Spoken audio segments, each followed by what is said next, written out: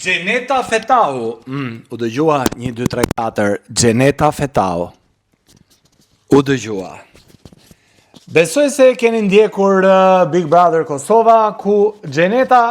ishte një nga personazhet që mori shpejt e shpejt famë së bashku me Gjesin, dhe që të dy janë nga të paktit aty që po vazhdojnë me famën e Big Brotherit. Gjesi e vazhdoi dhe një edicion dhe doli fitues në Shqipëri, por Gjeneta vërtet e ndërpreu dhe nuk doli fituese në Big Brother VIP Kosova, por duket se fitoren e pati edhe nga historia e Gjesit, duke ka përcyer duke qenë pjesë e diell në Top Channel. Mbaroi sezoni i parë, i bëri të gjitha sherret aty e gjithë shka tjetër, dhe duket se majti peng edhe Shqipërinë nëse do kthehet tek e diell apo jo. Ja ku është foto këtu e lajmit që vjen nga portali kryefjala.com, edhe falenderoj portalin kryefjala.com që na furnizon me informacionet e fundit nga showbizi. Falenderoj gjithë gazetarët e kryefjala.com, cilën e citoj her pas here. Por çfarë ndodhi me Gjenetën? Gjeneta u hapën fjalët në rrethet e showbizit se Gjeneta do kalonte në Report TV. Report TV nuk mbahet, po ndonjë televizion është informativ dhe nuk mbahet që bën emisione showbiz, po menduam gjithë se për një moment ka investuar dhe ka bler Gjenetën duke larguar nga Edi Manushi dhe stafi e Diell dhe Top Channel për të afruar afër vetes. Situata ishte pezull, ende nuk u mor vesh nëse në sezonin e ri do t'jetë apo jo Gjeneta në divanin e Diell, duke qenë një nga personazhet aty më të kërkuar, dhe zhurma ishte jo e pakët, duhet thënë kjo, për merit edhe të sherreve që her pas here Gjeneta ndez në ato emision. Por çfarë ndodhi? A ishte e sigurt që ajo vërtet iku nga e Diell, apo u luajt situata si e tillë për të mbajtur peng publikun, apo ka ndodhur diçka tjetër nën rrogoz? Apo ka ndodhur për shembull që se Gjeneta është personazh jo i lehtë. Unë kam patur edhe një takim me Gjenetën, e shikoni videot këtu që ka ndodhur, se ç'ka ndodhur, rrezikshme vajza, rrezikshme pjesëqoll në dorë duke më ndjekur. Okej, kjo është një video me shumë humor që ka ndodhur në ditëlindjen e Loredanës, nuk ka lidhje fare me këtë. Por çfarë ka ndodhur? A është e vërtet ajo që thuhet që Gjeneta ka shantazhuar Edi Manushin? Ka shantazhuar, në kuptimin, jo shantazhuar se i ka ndonjë video, apo i ka ndonjë material, apo ndonjë gjë që ai mund të komandohet nga Gjeneta. E kanë të shantazhuar në kuptimin, ndoshta nuk e dia mund ta quajmë shantazh, presionin për të patur sa më shumë klikime, për të patur një emision jo vetëm të famshëm edhe të ndjekur në televizor, në valët televizive, por tashmë lufta bëhet gjithmonë e më e madhe që emisioni të ketë klikime të shumta dhe suksesi të jetë jo vetëm në ekrane televizive, por një emision i suksesshëm është edhe kur klikohet në YouTube. Madje e ka ndodhur shpeshherë që emisionet nuk janë parë shumë gjatë transmetimit të tyre live, sepse ka patur ndoshta në 2 televizione 2 emisione të rëndësishme, por njëri prej tyre suksesin e ka patur duke u parë shumë në YouTube, edhe duke patur miliona e miliona klikime. Pikërisht për këtë luftohet edhe në emisionin ku menaxheri, prezantuesi kryesor është Edi Manushi. Ndoshta në fillim fare, duke qenë se Gjeneta njihet pak si tekanjoze, njihet pak si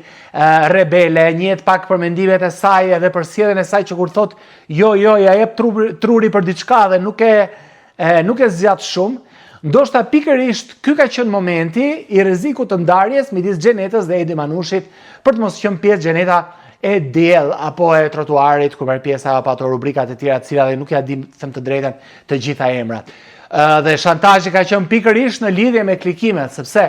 nga sa kemi parë tek e Diell, çdo gjë nëse do përkthehej në klikime, momenti i Gjenetës ka qenë më i klikuar, jo vetëm duke parë klikimet në YouTube, por duhem parë klikimet pak më gjerë edhe në ato fragmentet e vogla të emisionit ku klikimet llogariten edhe në Facebook, llogariten edhe në TikTok, llogariten edhe në Instagram. Pra është një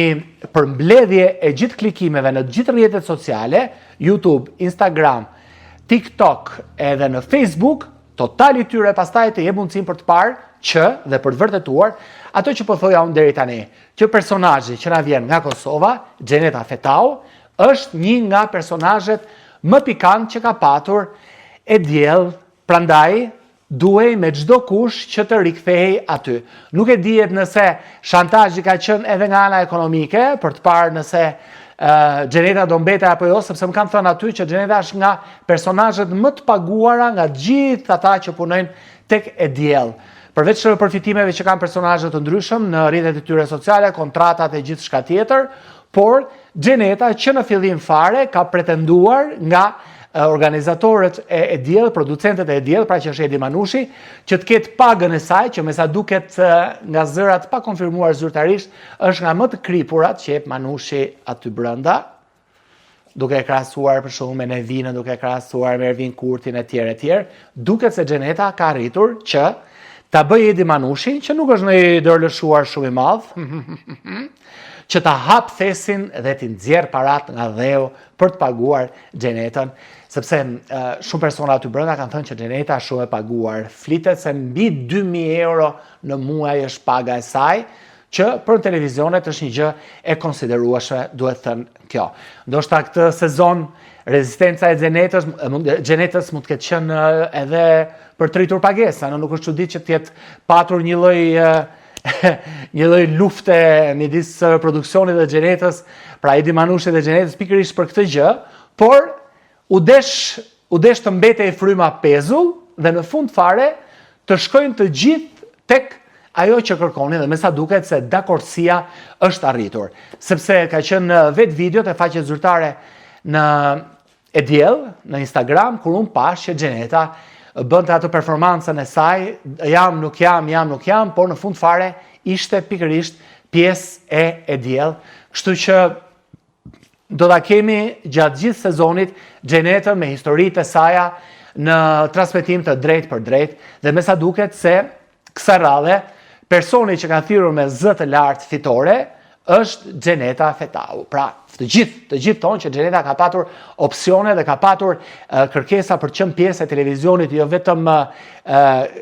në Shqipëri, por edhe në Kosovë. Flitet se kanë qenë 2 televizione në Kosovë, të cilët i kanë bërë një ofertë konkrete Gjenetës për ta patur pjesë të tyre, sepse në fillim mendimi thuhet të ketë qenë se, iku Gjeneta nga e diell, po gjithmonë producenti thot ku do shkoj më mirë se kaq. Gjeneta nga topi nuk mund të shkojë tek klani nuk bën formate të tilla dhe Gjeneta se thua lindi tek topi dhe tek klani do kërciste, nuk mund të shkonte në TV Klan. Kështu që ti fare mirë duke qenë Top Channel thua, ti do ikësh nga unë, po ku do ikësh, ku do përplasesh. Por gjatë kësaj kohe u fol se hyri në lojë Report TV, nuk e di sa e vërtet është, por nga ana tjetër edhe 2 televizione në Kosovë që dëshironin që Gjeneta të ishte pjesë e tyre. E rëndësishme është që